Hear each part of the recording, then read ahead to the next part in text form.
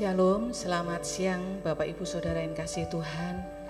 Mari kita persiapkan hati kita untuk masuk di dalam ibadahnya, masuk di dalam hadirat Tuhan. Kita akan yang angkat satu pujian, kemurahan-Mu Tuhan, lebih dari hidup. Amin.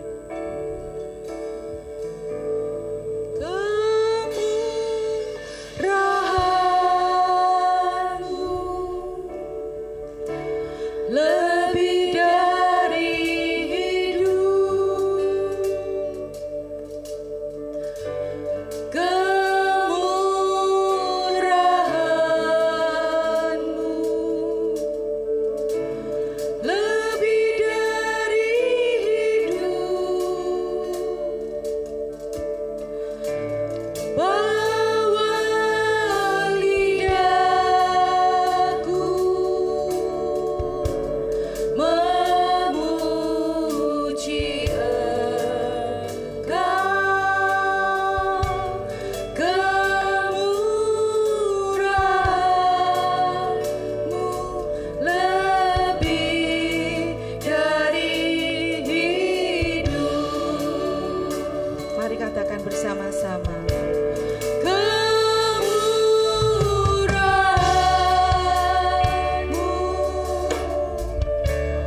lebih dari hidup,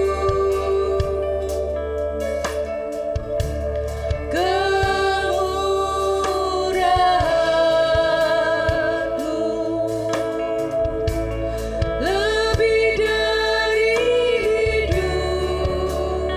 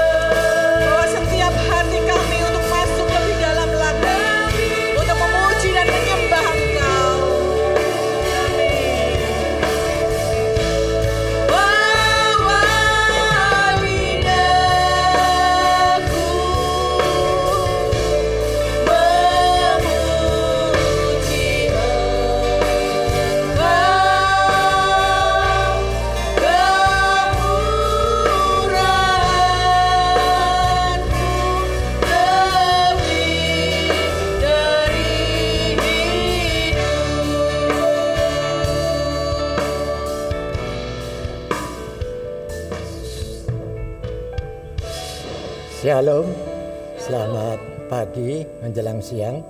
Hari ini kita masih diberi kesempatan oleh Tuhan untuk bisa beribadah di rumahnya, untuk memuji dan memuliakan nama Tuhan serta mendengar akan firman Tuhan.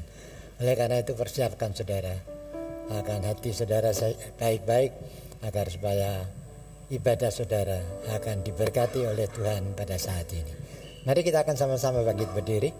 Kita akan menyerahkan seluruh rangkaian ibadah raya yang kedua ini ke dalam tangan pimpinan Tuhan. Bahwasanya pertolongan kita datangnya dari Allah Bapa, Khalik langit bumi dengan segala isinya, yang memelihara dengan kasih setianya dan yang tidak pernah meninggalkan perbuatan tangannya.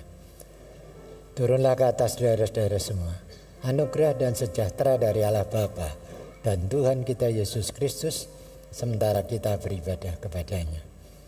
Amin. Sekali lagi shalom saudaraku. Shalom. Puji nama Tuhan. Mari kita bawa hati kita di hadapan Tuhan. Kita katakan, Yesus, Kau yang terindah di dalam hidupku. Tiada Allah Tuhan yang seperti Engkau.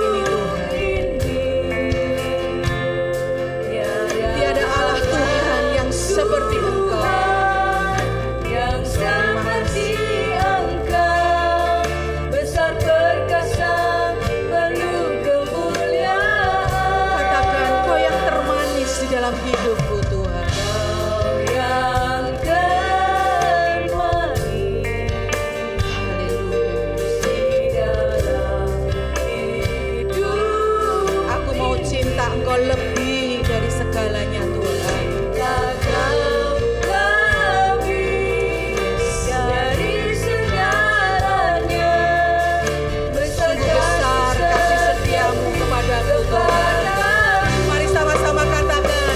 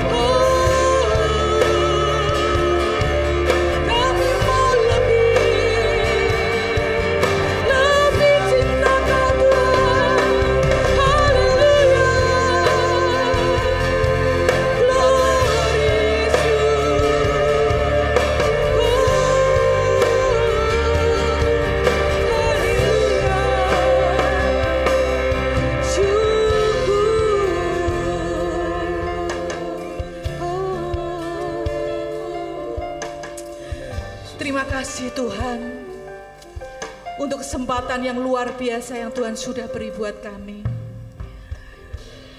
Kami mau bawa terus hati kami untuk memuji dan menyembah Engkau. Kuduskan setiap kami Tuhan, layakan setiap kami, untuk kami boleh menikmati hadirat Tuhan. Karena hadirat-Mu itu yang menguatkan setiap kami. Hadirat-Mu Tuhan itu yang boleh memulihkan setiap kami. Terima kasih Tuhan.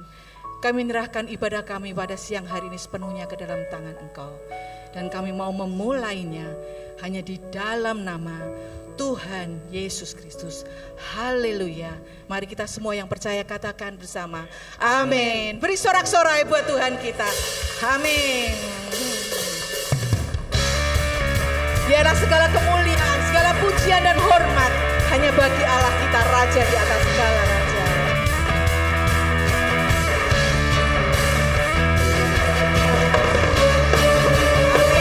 Mari kita temukan bersama-sama. Kita tinggikan Dia, sorak-sorai buat Dia.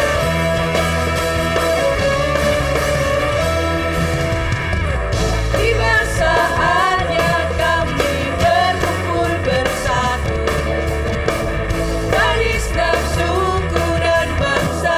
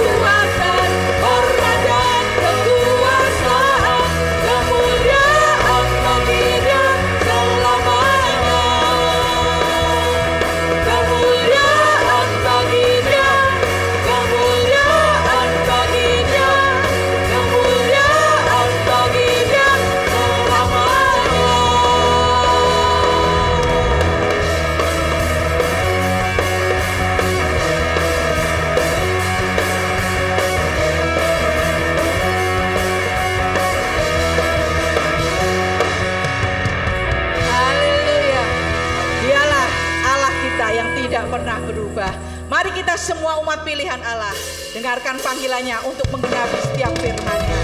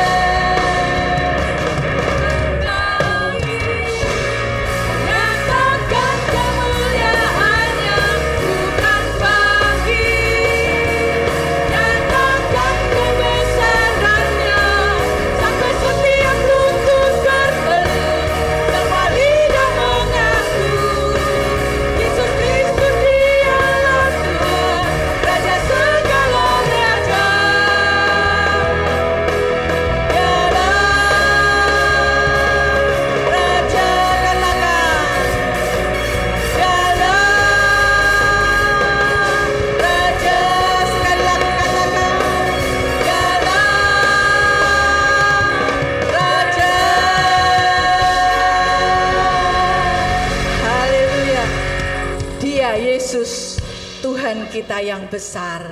Ya, sebab Tuhan Maha besar dan sangat terpuji. Dia lebih dahsyat dari segala alam.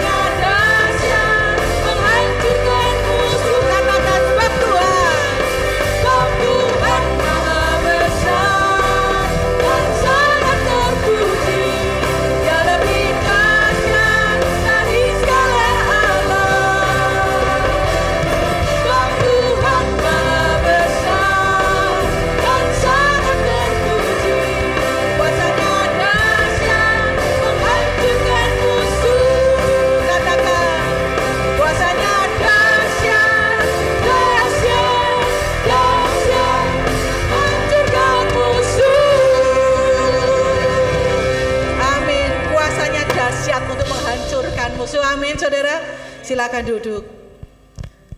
Haleluya. Kami percaya Tuhan bahwa tidak ada kuasa yang lebih besar dan terlebih besar di tempat ini selain dari kuasa-Mu.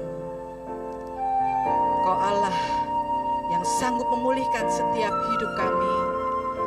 Apapun persoalan hidup kami, Kau sanggup menolong dan menjawab setiap pergumulan doa kami. Kuasa-Mu terlebih besar, Tuhanku terlebih besar, tak pernah terlambat janji-Mu ya Tuhan, menolong hidupku.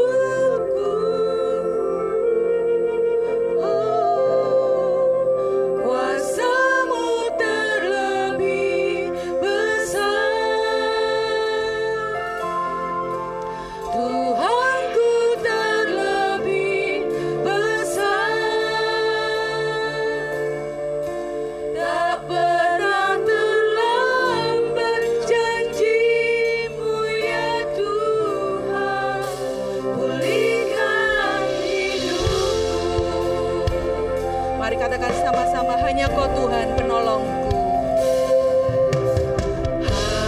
Hanya Kau Tuhan penolongku. Saudaraku, hanya Dialah satu-satunya penolong dalam hidup kita. Dia selalu setia bersama-sama dengan kita. Kasih-Nya sanggup untuk mengubah setiap kehidupan kita.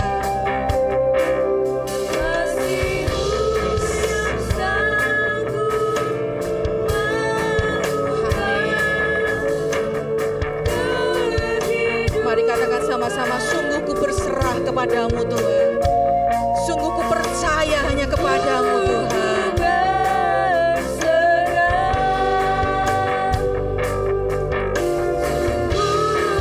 Mari katakan sama-sama, kuasa-Mu yang besar, kuasa-Mu terlebih besar,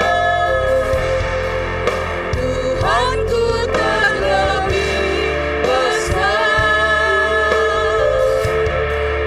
tak pernah terlambat janji-Mu ya Tuhan, menolong hidupku. Kuasa-Mu terlebih besar, Tuhanku terlebih besar, tak pernah terlambat janji-Mu ya Tuhan, pulihkan hidupku.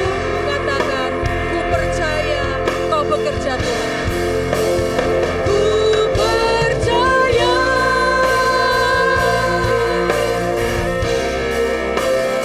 Kau bekerja,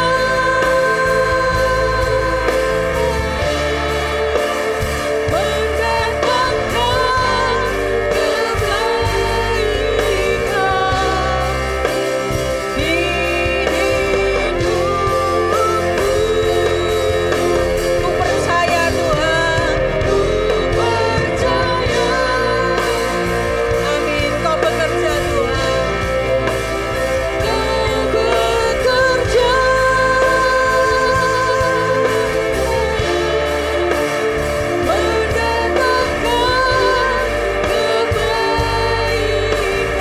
mendatangkan kebaikan,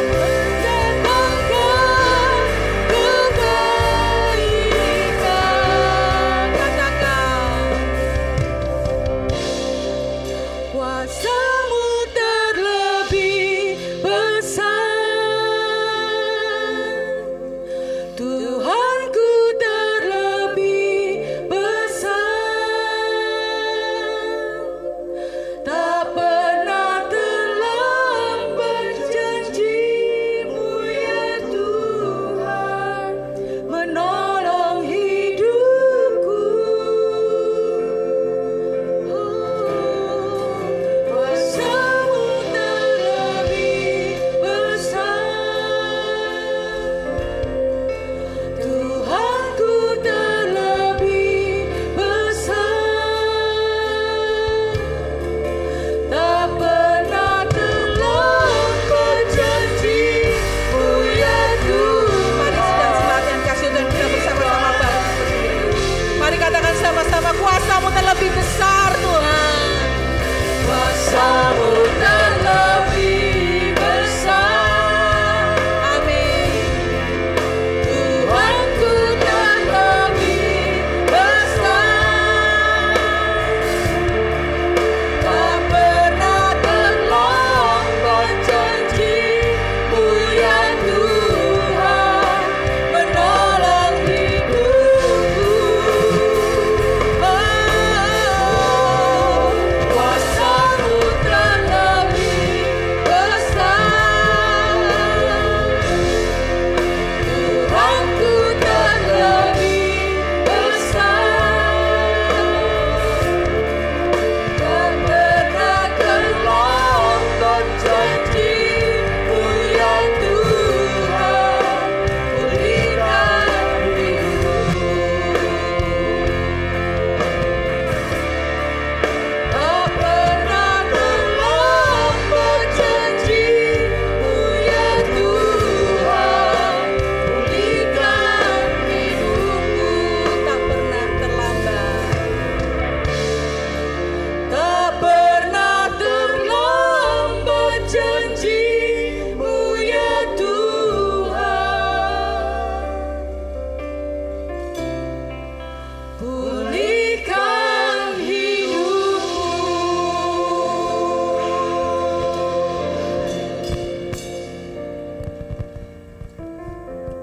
Dengan segala kerendahan hati Kami bawa hidup kami untuk siap Engkau bentuk sesuai dengan kehendak dan rencana-Mu. Berfirmanlah, karena kami siap mendengar dan menjadi pelaku-pelaku firman yang setia di hadapan Engkau. Di dalam nama Tuhan Yesus kami bersyukur dan berdoa. Amin. Ya, silakan duduk kembali. Shalom. Shalom. Masih semangat? Amin, puji Tuhan. Ini jam-jam yang kurang bersahabat ini. Siang yang panas. Dan ini saya katakan waktu-waktu yang kurang bersahabat. Ini waktunya orang ngantuk, ngeleh, ngorong. Iya, saya harap mak engkong masih tetap kuat ya, mak kong siap.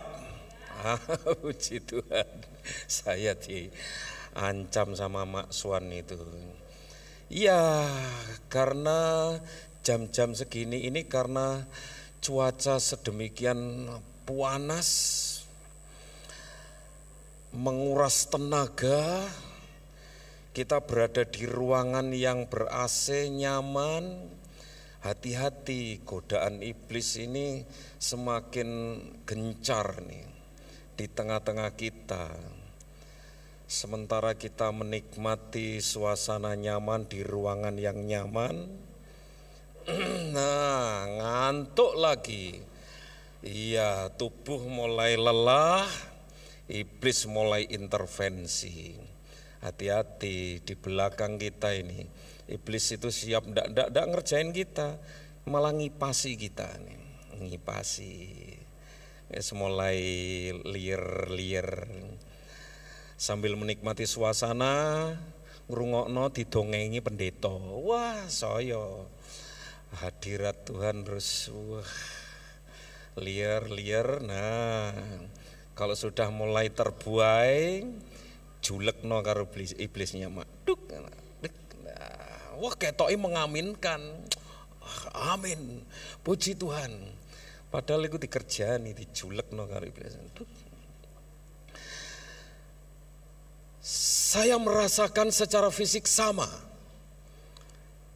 Tadi pagi saya juga ngomong terus terang, wah ngantuknya itu luar biasa. Tadi malam persiapan di gereja sampai jam 2. Pulang, pikirnya mau istirahat dengan tenang dan nyaman. Tetangga sebelah punya gawe, punya hajat, genset besar itu di depan rumah saya. Sepanjang sore kemarin sampai malam pagi tadi. Wah, berisiknya banter itu. Waduh, lagi si nyonya, mana nyonya istri ini, KO dia. Istri dapat pesanan, bantu tetangga punya gawe masak. Jam 2, jam setengah 3 pagi sudah bangun. Upiek di pawon itu. Seluruh ruangan rumah itu mambu sambel. Wah, semakin tidak nyaman saya. Saya akhirnya keluar tidur di di luar itu, di teras depan rumah itu. Karena saya biasa tidur di situ. Wah, bangun pagi-pagi 4:30 jam 5. Waduh, masih teler tadi. Makanya tadi dengar ke khotbah Pak Lukas juga ikut liar-liar saya. Loh, mana engkong? Malah enggak ada. Ya, semoga kita masih tetap kuat, fit. Amin. Ya. Bapak Ibu saudara sekalian yang dikasihi Tuhan. Dalam ibadah minggu kemarin, khususnya dalam ibadah pagi, ada fenomena menarik. Kalau mungkin sempat menyita perhatian Bapak Ibu saudara sekalian yang datang ibadah pagi. Ada sesuatu, ada yang menarik di sana. Ada apa? Pagi, ibadah pagi. pujian selesai, menjelang firman Tuhan disampaikan, ada fenomena yang menarik. Dan itu betul-betul menyita perhatian saya, sampai saya tidak benar-benar konsentrasi mendengarkan khotbah. Ada apa coba? Burung. Ada burung gereja ini berkeliaran di depan ini. Terbang sana sini. Terus sekali waktu terus jalan-jalan di situ. Sampai saya betul-betul saya tuh khawatir. Ini nanti kalau burung ini kesetrum atau nanti ganggu pengkhotbahnya. Tapi nanti kalau saya kejar ya ndak lucu. Masa sementara semua konsentrasi dengar firman Tuhan, aku ngoyak manuk. Kan ndak mungkin. Wah, sepanjang khotbah itu betul-betul perhatian saya tersita untuk memperhatikan gerak si burung gereja itu. Sesekali waktu dia berjalan-jalan di sini nih. Terus di rerumputan hijau, saya mencoba berpikir, memahami pikiran si burung ini. Jangan-jangan si burung ini berpikir, wah, dilihatnya dia masuk di ruangan di tempat suasana yang sejuk. Dilihat, dipantau dari atas karena dia juga terbang ke atas itu. Di sana ada rerumputan hijau. Bagi dia tempat yang nyaman dan segar untuk dia melepas lelah, untuk sejenak istirahat di rerumputan itu. Sesekali dia akan menjumpai mungkin titik-titik embun di ujung rerumputan itu, seperti layaknya dia menjumpai rerumputan di luar. Tetapi ternyata apa? Saya perhatikan betul itu. Itu burung itu terus, dia tidak nyaman di satu tempat. Dia berusaha hilir mudik ke sana kemari di tempat hijau, di rumput-rumput itu. Kemudian sesekali dia turun masuk di area bunga-bunga itu. Saya juga coba memahami pikiran burung ini. Jangan-jangan burung ini juga berpikir, ada taman bunga warna-warni. Wah, dia coba hinggap sana, hinggap sini. Sesekali betul-betul secara detail saya perhatikan. Saya coba pada waktu dia berada di salah satu kuntum bunga yang ada di situ. Dia mencucukkan paruhnya di tengah kuntum bunga itu. Saya berpikir dia sedang mencari putik sari atau apa itu. Untuk dihisap, mungkin ada harapan di sana ada makanan. Tetapi tidak dijumpai apa-apa, terus berusaha meloncat di area sana, di beberapa kuntum bunga yang ada di sekitar ini, taman ini, depan ini. Terus saya coba lagi perhatikan, sesekali karena dia tidak nyaman, tidak menemukan tempat yang nyaman, tidak menemukan makanan atau minuman apapun. Dia berusaha bersembunyi di balik speaker itu, di bawah speaker. Saya berpikir lagi, jangan-jangan si burung ini berpikir, itu barang benda hitam itu layaknya batu, supaya dia bisa berteduh di bawahnya. Tetapi ketika dia coba berteduh di bawah speaker itu, lagi-lagi dia menunjukkan sikap yang tidak nyaman. Mungkin karena panas, karena itu bukan batu, karena itu speaker, panas dan tidak nyaman. Terbang lagi dia ke sana ke sini, ke sana ke sini. Sampai akhir khotbah itu, akhir pemberitaan firman Tuhan itu saya terus perhatikan. Kemana sampai mungkin ada yang memperhatikan saya sampai saya naik ke mimbar ini untuk menyampaikan pengumuman, dia terbang. Mungkin berpikir ada orang yang bisa diharapkan untuk memberi makanan, tetapi ternyata tidak.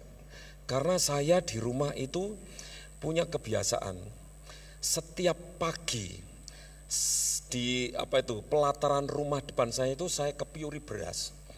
Burung-burung gereja itu turun. Hampir jatah beras burung itu lebih banyak dari yang punya rumah. Makanya tak kayak beras jatah, tak kayak beras sing murah-murah. Loh, ada yang ndak mau. Loh manuk loh itu burungnya milih beras yang enak apa ora.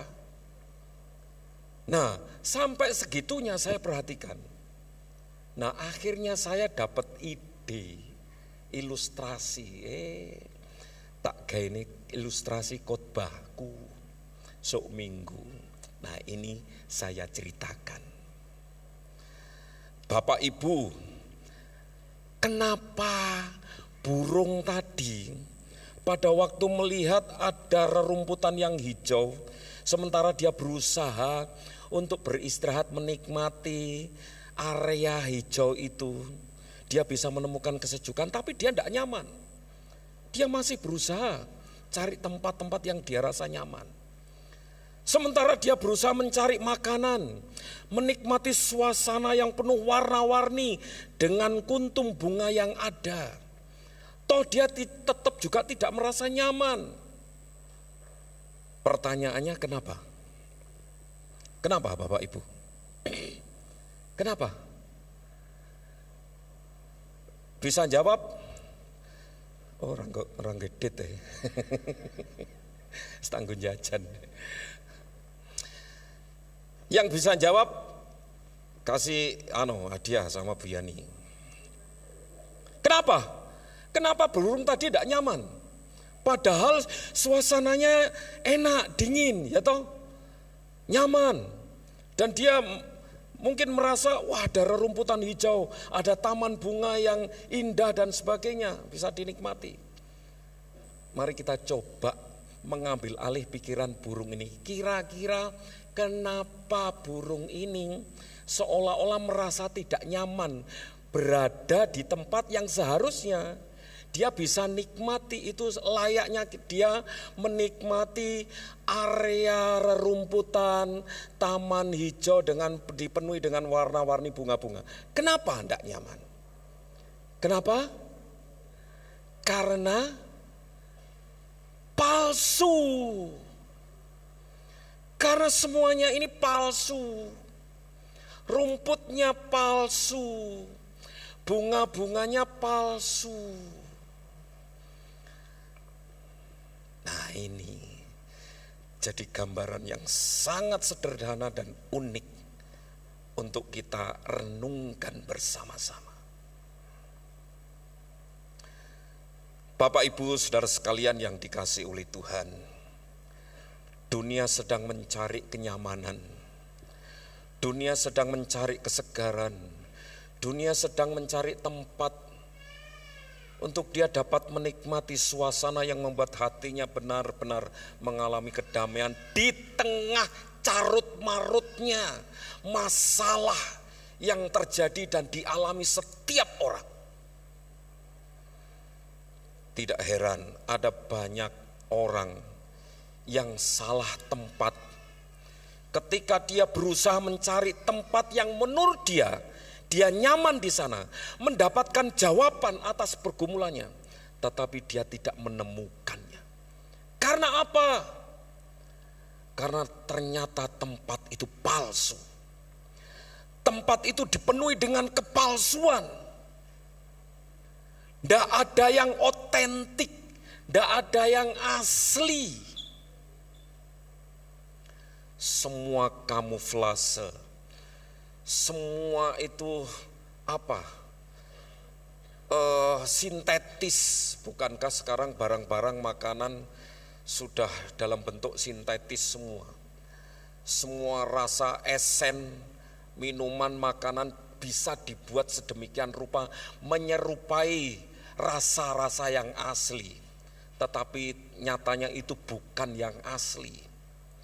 Itu bukan otentik. Itu palsu, itu esen.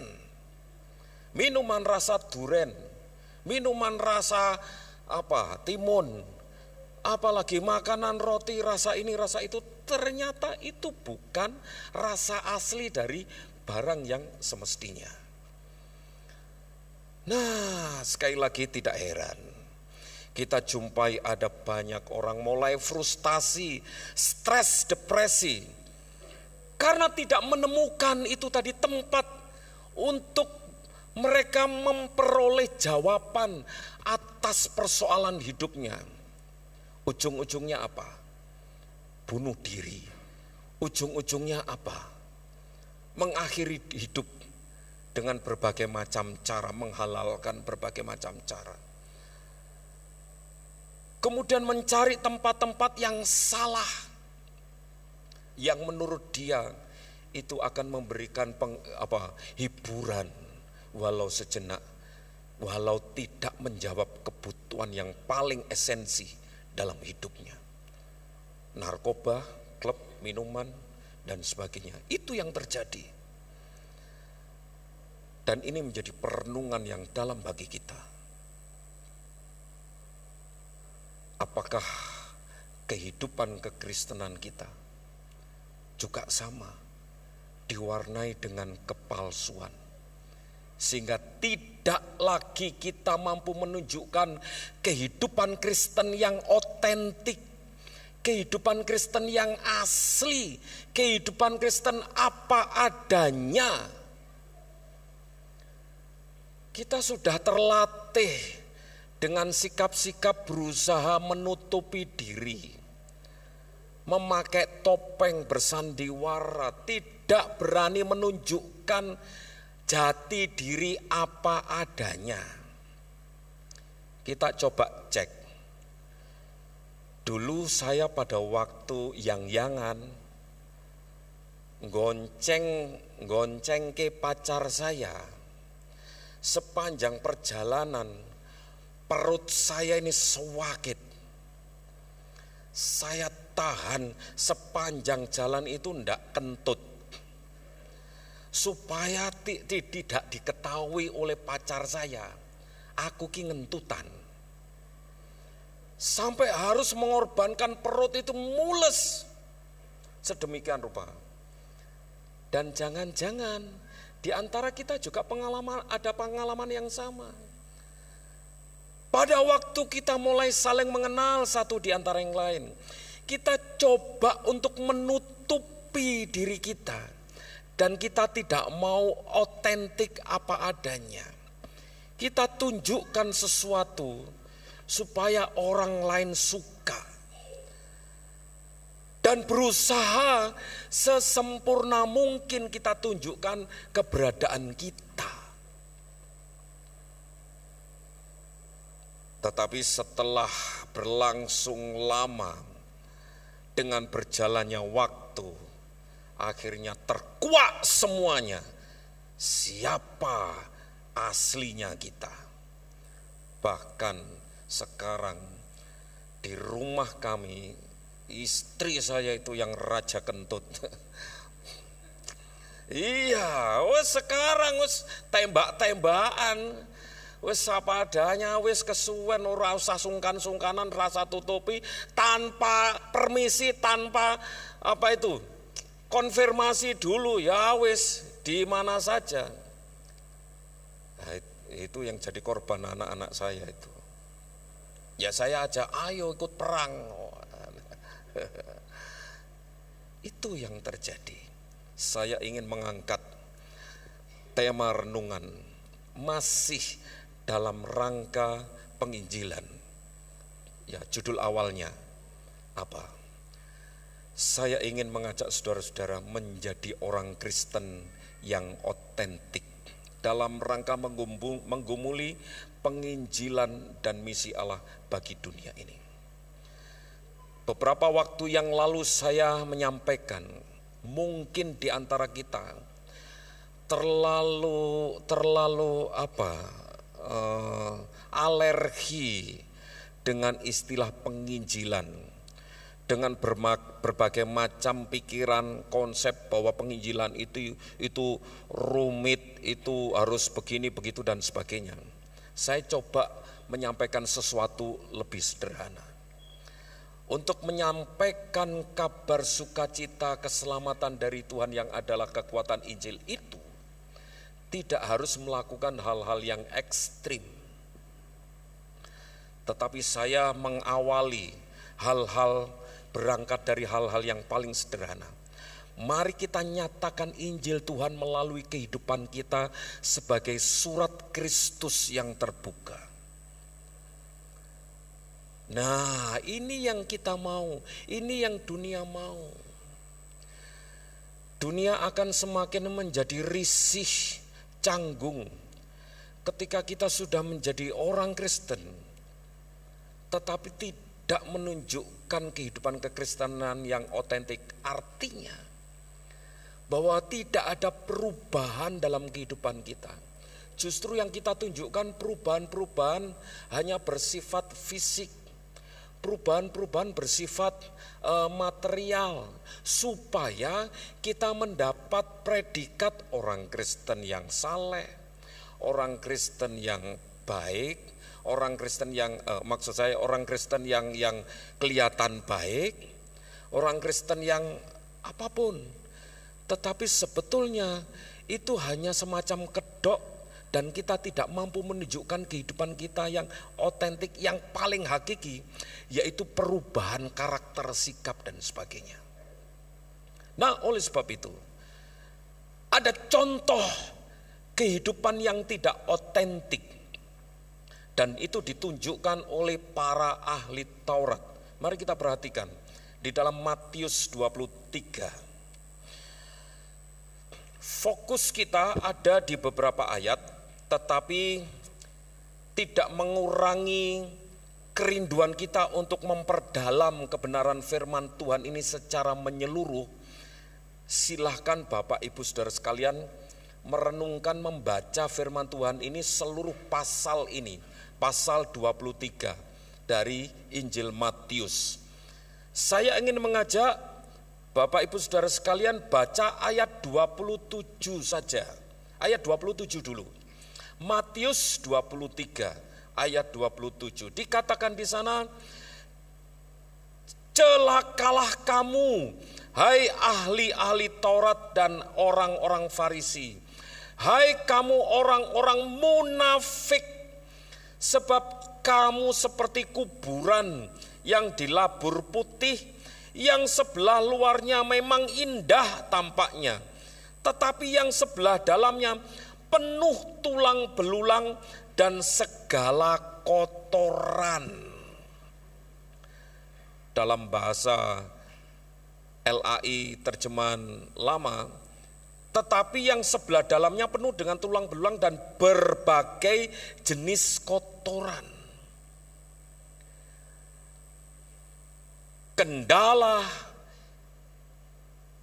bagi orang-orang Kristen yang membuat tidak lagi menunjukkan kehidupan yang otentik muncul dari kemunafikan ini. Tuhan Yesus mengecam sikap ahli-ahli Taurat yang seharusnya mampu menunjukkan sikap rohani yang hakiki sesuai dengan Taurat firman Tuhan yang mereka dalami, yang mereka pelajari, yang mereka pahami. Tetapi toh mereka tidak mampu. Sampai ada ayat yang mengatakan, ikuti ajaranku, tetapi jangan ikuti kelakuanku. Mereka berani mendeklarasikan seperti itu. Karena kehidupan mereka dipenuhi dengan kepalsuan. Ini yang menjadi kendala dan menjadi contoh. Kalau kita perhatikan ayat 23 di pasal yang sama, Injil Matius 23 ayat 23. Celakalah kamu hai ahli-ahli Taurat dan orang-orang Farisi, hai kamu orang-orang munafik, sebab kamu memberi persepuluhan dari min, adas manis dan jintan, tetapi yang terpenting dalam hukum Taurat kamu abaikan, yaitu apa? Keadilan, belas kasihan, dan kesetiaan. Mereka melaksanakan aturan ibadah secara rinci, tetapi mengabaikan hakikat ibadah itu sendiri. Yaitu apa? Keadilan, belas kasihan, dan kesetiaan. Kenapa Tuhan Yesus mengecam dengan memakai istilah celakalah? Karena seharusnya orang-orang yang mampu mewujud nyatakan kehidupan rohani sesuai dengan Taurat kebenaran firman Tuhan yang mereka pelajari itu bisa dilakukan oleh mereka. Tetapi itu tidak dilakukan. Ini contoh pertama yang kita perhatikan dari kehidupan ahli Taurat. Mereka adalah ahli-ahli rohani. Mereka sudah terlalu menguasai, terlalu ahli dalam hal-hal berkaitan dengan hukum Taurat, ritual agamawi, semua prosedur-prosedur, persyaratan peribadatan, bagaimana menjadi orang yang menyembah Allah dan sebagainya. Toh itu hanya sampai pada batas pengetahuan di kepala mereka, tetapi tidak diwujud nyatakan dalam kehidupan keseharian.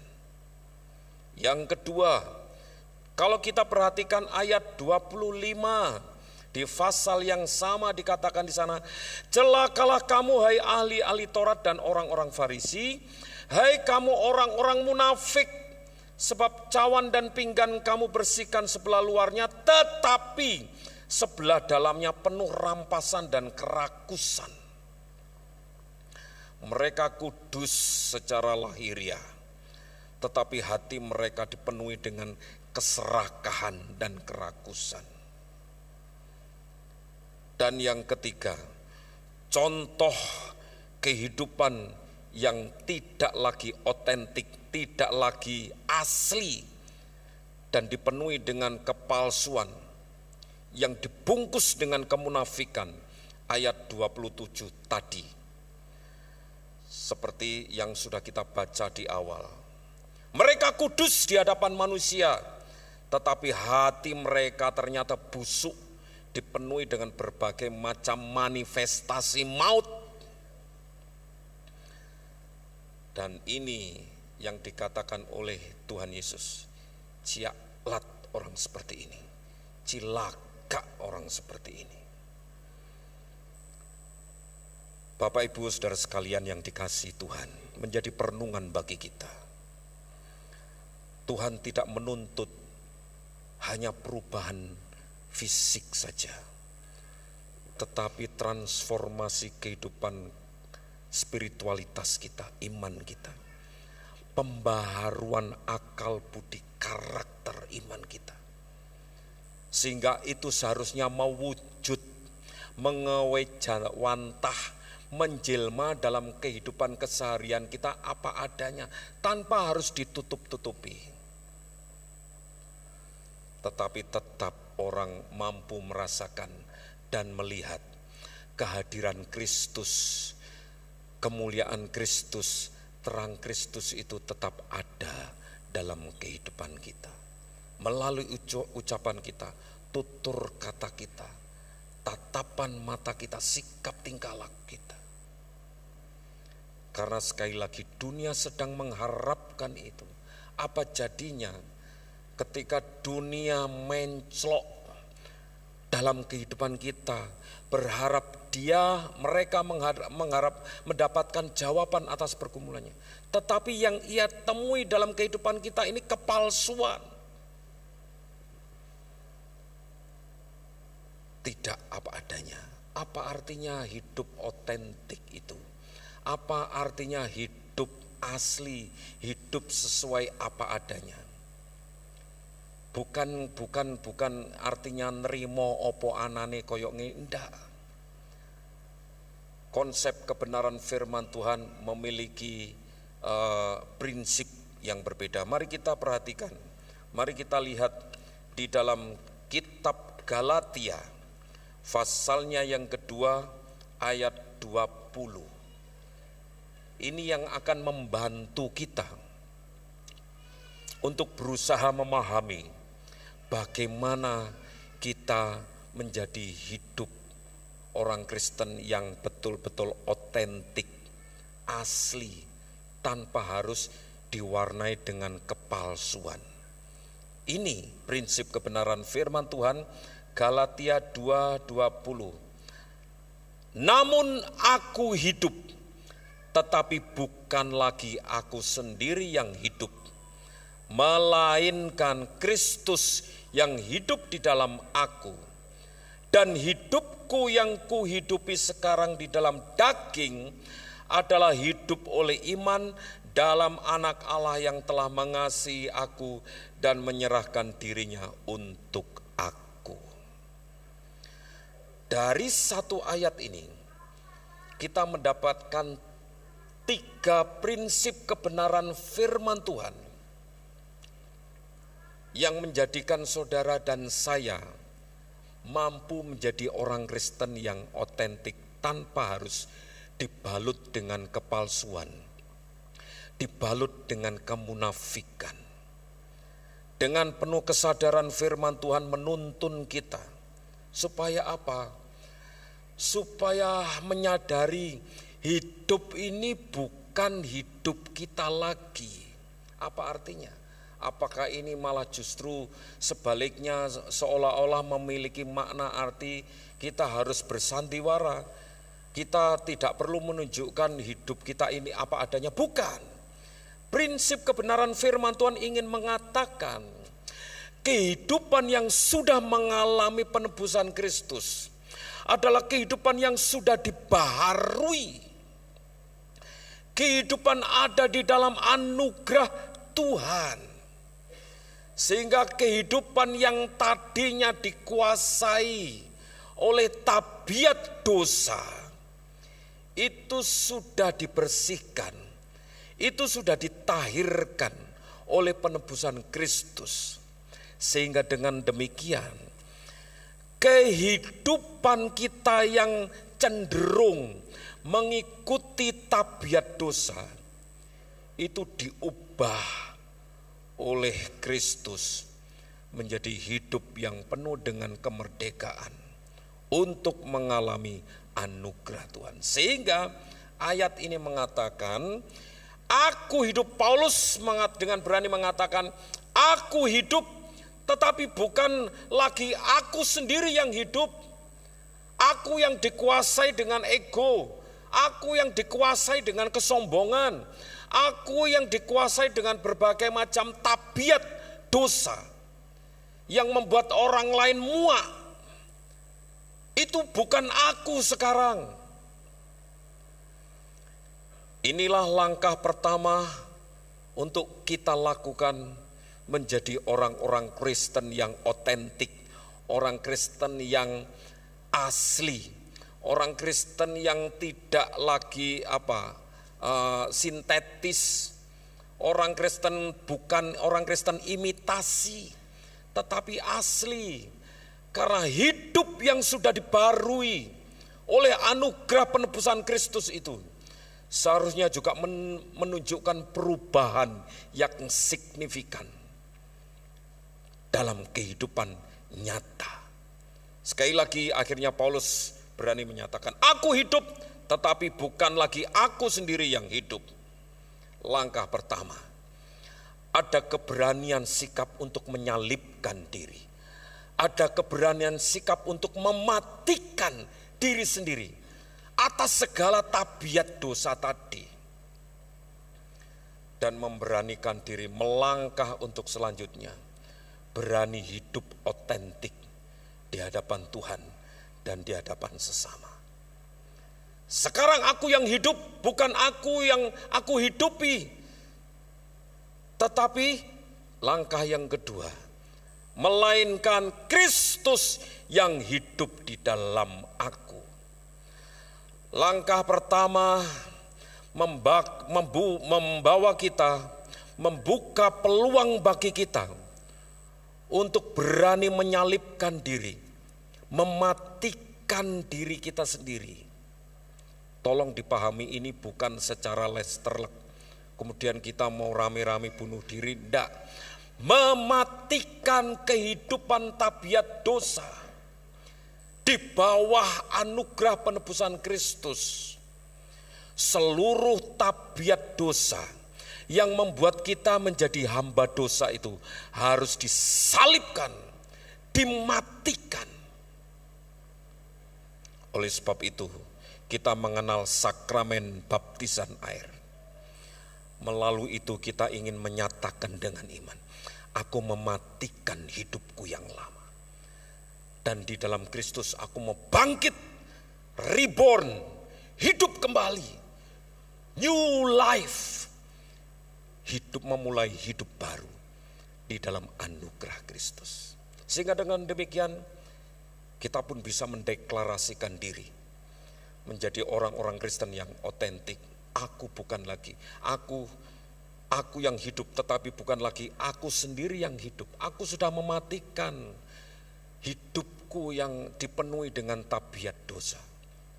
Dan sekarang langkah yang kedua, aku mau hidup ini melainkan Kristus yang hidup di dalam aku. Memiliki pengertian, bukan kita hidup bagi Tuhan, tetapi Tuhan Yesus mau hidup melalui hidup kita. Jangan berusaha hidup bagi Tuhan untuk mencapai standar kesempurnaan yang Tuhan mau. Kita akan dibuat stres karena mungkin ada banyak syarat dan prasyarat yang harus kita penuhi untuk betul-betul menunjukkan hidup bagi Kristus. Konsep kebenaran firman Tuhan ini bukan itu, tetapi yang benar adalah Kristus mau hidup di dalam hidup kita. Kristus mau supaya hidup melalui hidup kita. Ketika kita sudah memiliki hasrat, kekerinduan untuk mematikan dan menyalibkan tabiat dosa, persilahkan Kristus hidup dalam hidup kita, menguasai hidup kita. Sehingga dengan demikian secara otomatis yang muncul dari kehidupan kita adalah Kristus, adalah kebenaran Allah, adalah sang kebenaran itu sendiri. Ini yang Tuhan mau. Dan yang terakhir, Tuhan menghendaki hidup kita ini benar-benar hidup yang otentik ketika saudara dan saya benar-benar hidup ada di dalam anugerah dan kebenaran firman Allah. Dan hidupku yang kuhidupi sekarang di dalam daging adalah hidup oleh iman di dalam anak Allah yang telah mengasihi aku dan menyerahkan dirinya untuk aku.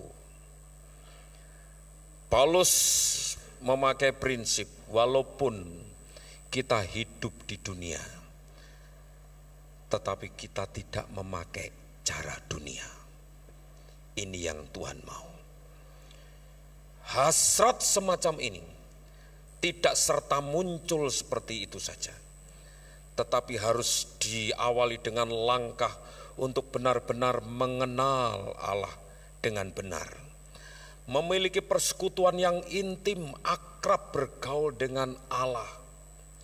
Dengan demikian, kita benar-benar hidup ada di dalam kebenaran Allah itu, yang membuat dan memampukan saudara dan saya benar-benar menjadi orang Kristen yang otentik. Mari saudara-saudara, jadilah orang-orang Kristen yang otentik. Jadi orang Kristen yang asli apa adanya. Bukan rimo ing pandum opo anani, bukan. Dalam arti kehidupan kita yang dari dulu sudah dikuasai dengan tabiat-tabiat dosa yang membawa kecenderungan kita untuk melakukan hal-hal yang tidak berkenan di hadapan Tuhan, itu harus kita matikan. Seperti yang saya katakan tadi, Pak, apa bisa kita ini masih hidup di dunia, dijiwit loro Pak, diketak loro Pak, dipisoi, dilokno sakit Pak. Apa kita nggak perlu balas seperti itu? Itu hal-hal semacam itu yang harus kita matikan dan kita salibkan. dan mulai menyatakan pembaharuan hidup. Karena yang menguasai hidup kita bukan hidup kita lagi, bukan ego kita, tetapi Kristus yang ada di dalam hidup kita. Dan itu hanya dapat dimampukan ketika saudara dan saya benar-benar memiliki kerinduan menghidupi firman itu dalam kehidupan kita, dan memiliki kerinduan menjalin persekutuan, komunikasi, hubungan, intimasi dengan Tuhan untuk menjadi semakin mengenal Allah. Siapa Allah? Siapa sang kebenaran itu? Dan apa yang harus aku lakukan dengan kebenaran itu? Kiranya kebenaran firman Tuhan ini memotivasi setiap kita untuk selalu memiliki kerinduan menjadi orang-orang Kristen yang otentik, orang Kristen yang asli, orang Kristen yang murni. Jangan sungkan untuk menyatakan hidup yang sudah dibaharui. Jangan malu mengakui sebagai orang Kristen yang sudah diubahkan oleh Kristus. Jangan malu mengakui Kristus dalam segala kondisi kehidupan ini. Jangan sungkan untuk menyatakan iman ketika kita berada di tengah-tengah pergumulan dunia yang terus berusaha meneropong kehidupan kita. Kadang-kadang hal-hal yang kecil kita abaikan, kita sepelekan. Di tengah-tengah lingkungan yang non-Kristen, kita coba malu untuk menyatakan iman melalui pernyataan, keputusan apapun, atau sikap-sikap doa yang harus kita lakukan. Bukankah kadang-kadang kita malu menunjukkan sikap doa yang benar di hadapan Tuhan ketika kita berada di rumah makan, restoran, warung yang notabene di sekitar itu tidak sekeyakinan dengan kita? Atau masihkah kita tunjukkan? Ada banyak anak-anak Tuhan berani menyatakan imannya dengan terus terang. Para artis, atlet-atlet menyatakan, puji Tuhan, aku menang oleh karena pertolongan Tuhan. Puji Tuhan, saya berhasil karena pertolongan Tuhan. Penginjilan berangkat dari hal-hal semacam ini. Melalui sikap hidup yang sudah dibaharui, mari kita nyatakan kebenaran Kristus, Injil keselamatan ini bagi dunia tanpa harus gembar-gembor. Jadilah surat-surat Kristus yang terbuka sehingga orang lain mampu melihat dan membaca. Ada terang kebenaran Kristus yang muncul dalam kehidupan kita dari hal yang paling sepele dan berangkat dari hal-hal yang paling sederhana di lingkungan di mana kita berada, dalam keluarga, rumah tangga, pekerjaan, dimanapun kita berada. Tuhan Yesus memberkati. Mari kita berdoa. Bapa dalam surga, terima kasih untuk kebenaran firman-Mu yang terus mengkoreksi kehidupan kami, yang terus memotivasi kami untuk selalu hidup sesuai dengan nilai-nilai kebenaran firman.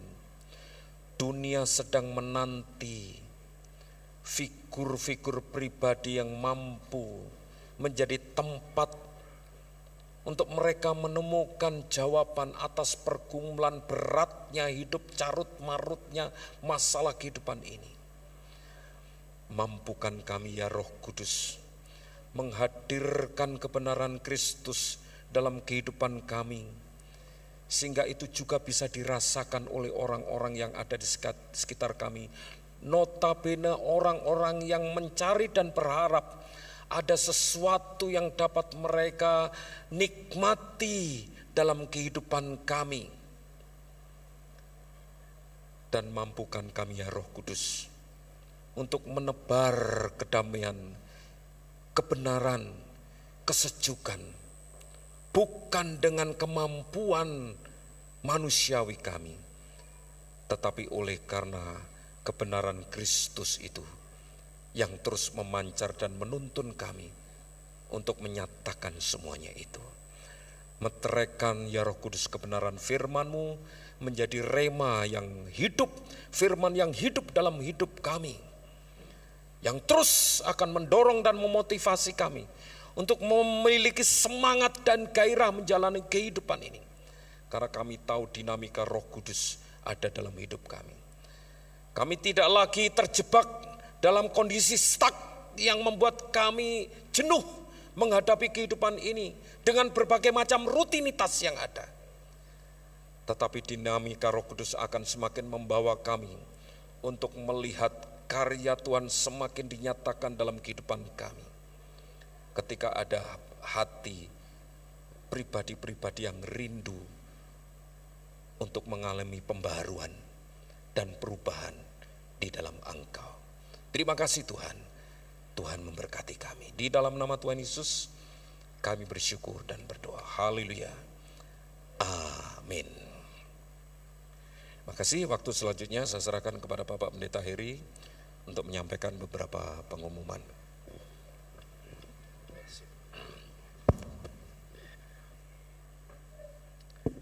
Baik Bapak Ibu yang kasih dalam Tuhan, sebelum saya sampaikan beberapa pengumuman, kita akan melihat tayangan dari kegiatan Oksi. Silakan.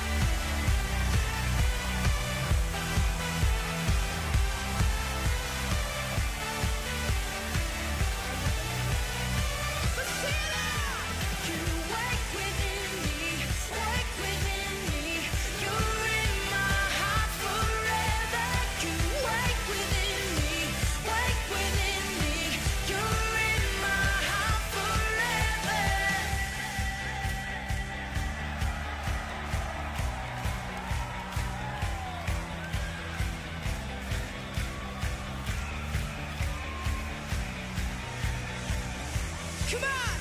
With fire in our eyes and lives alive, your love unchained, it's blazing out. The streets will glow forever bright. Your glory's breaking through the night. You will never fade away. Your love is here to stay by my side in my life, shining to me every day. You will never fade away. Your love is here to stay by my side in my life, shining to me every day.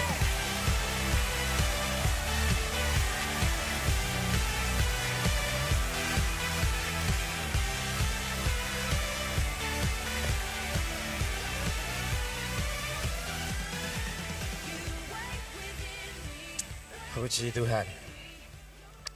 Bagi jemaat yang masih merasa jiwa muda, bisa bergabung di kegiatan Oksi atau Oksigen ini. Tadi ditayangkan usia 20 sampai 40. Silahkan bergabung untuk mengikuti kegiatan Oksi ini khususnya di hari Rabu. Nah, jemaat Tuhan yang kekasih, sebelum saya tekankan dari warta jemaat ini, kami akan menyambut apabila ada jemaat yang baru pertama kali hadir mengikuti ibadah di tempat ini. Ada jemaat yang baru pertama kali hadir mengikuti peribadatan di tempat ini. Kalau ada silahkan berdiri, nanti Bapak Ibu Majelis bisa menyambutnya.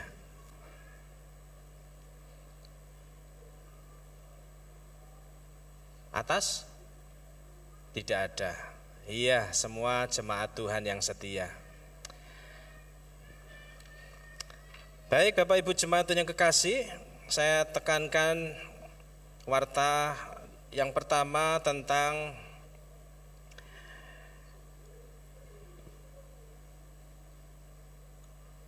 akan diadakan upacara pernikahan gerejani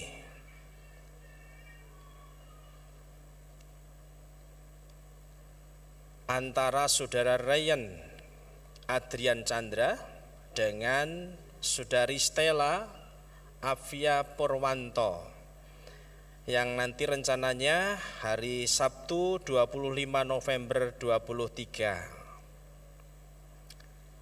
Saya tadi melihat ya, si Ryan dan Stella bisa berdiri. Rian atau Ryan? Oh Rian, iya, di sebelah kiri kalau dari saya ya. Nah,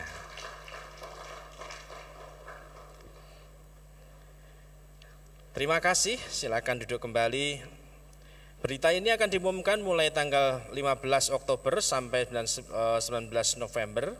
Apabila ada keberatan yang sah, harap disampaikan kepada Pendeta Lukas Sutresno paling lambat hari Minggu tanggal 29 Oktober 2023. Lalu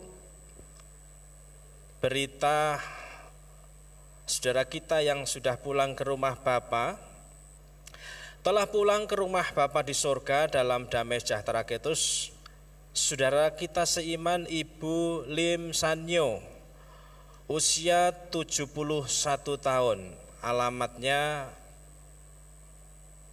Jalan Kolonel Titut Sudono, nomor 261 Kudus. Meninggal pada hari Kamis 19 Oktober 2023 di Jakarta. Jadi jemaat ini sebenarnya sudah cukup lama bergabung di tempat ini. Lalu kemudian tidak begitu kelihatan karena berdomisili di Jakarta mengikut anaknya. Jadi cukup lama di Jakarta. Ya, meninggal hari Kamis tanggal 19 Oktober 2023. Dimakamkan pada hari Senin, jadi besok pagi, tanggal 23 Oktober tahun 2023, berangkat dari Yayasan Dharma jam 9, jam 8 nanti diadakan upacara gerejani. Jangan lupa nanti sore jam 6 sore diadakan ibadah penghiburan di Dharma. Bagi jemaat silahkan mengikuti acara atau upacara doa penghiburan di Dharma jam 6 sore.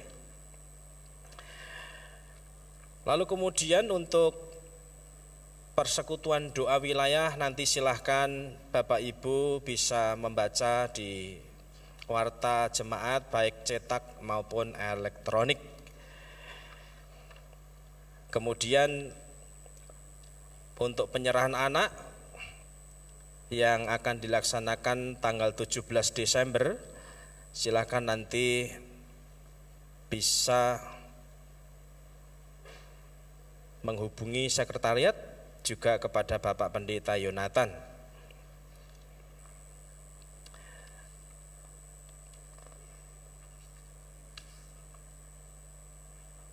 Saya rasa itu. Saya berpesan juga kepada Bapak Ibu jemaat Tuhan yang kekasih, saya tekankan untuk paduan suara Mazmur Bakti menjelang ibadah perayaan Natal. Diadakan latihan Mazmur Bakti pada hari Senin, berarti besok sore ya, jam 6 sore, bertempat di ruang serbaguna. Silakan Bapak Ibu bisa datang yang tergabung dalam paduan suara Mazmur Bakti besok sore jam 6 di tempat ini di ruang serbaguna.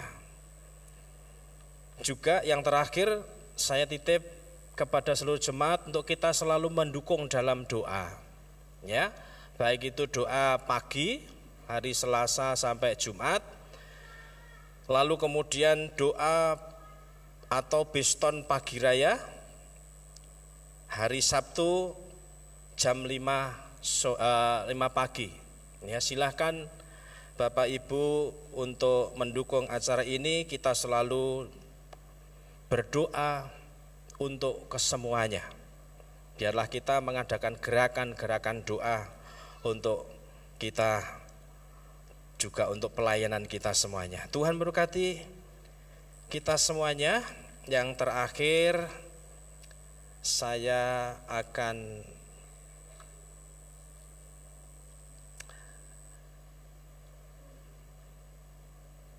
menyambut bagi jemaat Tuhan yang hari ini atau dalam minggu ini berulang tahun.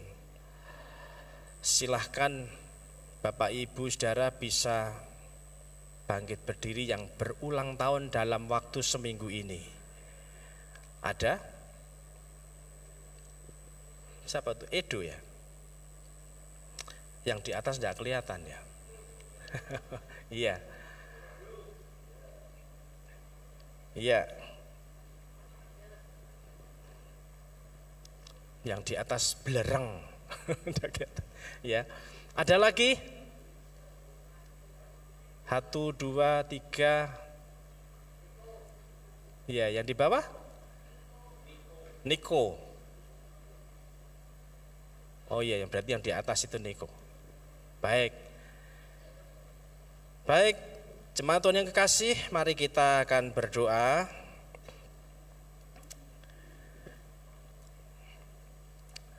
Bapa yang kekasih, yang kami tinggikan, yang kami muliakan di dalam nama Tuhan Yesus Kristus, kami menyerahkan saudara-saudara kami yang saat ini berulang tahun atau dalam minggu ini berulang tahun.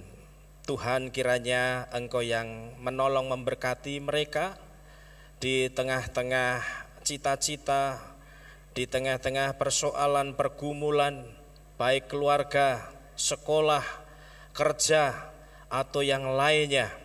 Mari Bapa di surga, Engkau yang tolong, dan Tuhan yang membebat setiap masa depan, setiap persoalan, pergumulan yang dihadapi oleh saudara-saudara kami yang hari ini dengan sukacita berulang tahun, bertambah usianya yang kesekian. Kami percaya Engkau menyertai dan memberkati, sehingga di tengah-tengah hari yang sukacita dan berkelimpahan berkat daripada Tuhan, Tuhan sentiasa memimpin, bahkan melindungi. Tuhan campur tangan dalam setiap persoalan pergumulan yang dihadapi di tengah-tengah merayakan ulang tahunnya, di tengah-tengah bertambah usianya. Terima kasih Tuhan Yesus. Kami percaya Engkau menyertai dan memberkati di dalam pekerjaan, sekolah, ataupun keluarga, atau bahkan yang lain juga. Terima kasih Tuhan Yesus. Kami nyerahkan sepenuhnya dalam tangan-Mu. Kami percaya juga Tuhan, kiranya Engkau memberkati dengan iman yang sungguh-sungguh, iman yang takut akan Tuhan, iman yang senantiasa bersandar kepada Kristus sebagai sumber dan pertolongan dalam kehidupannya. Terpujilah nama Tuhan. Kami bersyukur Tuhan. Kami bersyukur atas semua campur tangan Tuhan, khususnya bagi anak-anak Tuhan yang dalam waktu seminggu ini boleh merayakan ulang tahunnya. Terima kasih Tuhan. Saudaraku yang berulang tahun, kiranya engkau mengalami kelimpahan, mengalami pemulihan bersama dengan kekuatan dari Tuhan. Kiranya damai sejahtera dari Allah Bapa, kasih sayang dari Tuhan Yesus Kristus, dan penyertaan Roh Kudus selalu menyertai dan memberkati dalam hidupmu, menyertai dalam pekerjaanmu, menyertai memberkati dalam sekolahmu dan cita-citamu. Nama Tuhan dimuliakan sekarang dan selama-lamanya. Demikian juga Tuhan, kami berdoa bagi jemaat Tuhan yang saat ini mengalami lemah tubuh, baik yang ada di rumah maupun ada di rumah sakit. Tuhan kami serahkan sepenuhnya dalam tangan Tuhan. Kiranya Engkau Tuhan yang mengerti setiap pergumulan mereka, segala sakit mereka, baik itu yang sakit berat, yang sakit ringan, semua kami serahkan dalam tangan Tuhan melalui kuasa dan bilur-bilur Tuhan. Dan mereka boleh mengalami pemulihan dan kesembuhan daripada Tuhan. Terima kasih Tuhan, kami percaya bahwa kuasa-Mu yang sempurna menyertai dan memberkati setiap anak-anak Tuhan yang saat ini membutuhkan pertolongan, yang saat ini membutuhkan bimbingan dan kelepasan dari setiap belenggu-belenggu sakit penyakit yang ada. Terima kasih Bapa di surga. Kami serahkan seruan doa kami dan kami percaya Tuhan mengangkatnya dengan bilur-bilur yang penuh kuasa. Di dalam nama Tuhan Yesus kami sudah berdoa dan bersyukur. Haleluya. Amin. Saya kembalikan kepada Pak Yonatan.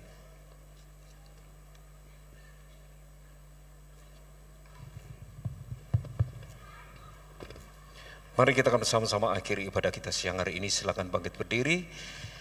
Kita mohon berkat, pertolongan dan penyertaan Tuhan sementara kita meninggalkan tempat ini. Berbekal kebenaran firman Tuhan yang sudah memberkati kita dan terus memotivasi kita untuk menyatakan hidup sebagai kehidupan Kristen yang otentik, mengalami pembaharuan dan perubahan di dalam Kristus. Mari kita sementara meninggalkan tempat ini kembali ke tempat kita masing-masing. Dimampukan bagi setiap kita untuk mewujud nyatakan kehidupan yang sudah diterangi oleh kebenaran Kristus dan menjadi berkat bagi orang lain. Sehingga Injil sukacita kebenaran itu benar-benar tersampaikan melalui kehidupan yang penuh dengan keteladanan. Oleh karena nilai-nilai kebenaran firman itu ada dalam kehidupan kita. Dan dengan berkat itu mari kita pulang dan terimalah berkat yang asalnya dari Tuhan. Kiranya kasih karunia, rahmat dan damai sejahtera dari Allah Bapa, cinta kasih sayang dari Tuhan Yesus Kristus di dalam persekutuan Roh Kudus menyertai perjalanan kita dan memberkati kehidupan kita dari sekarang sampai selama-lamanya. Mari kita yang percaya katakan bersama, amin. Bapak terima kasih.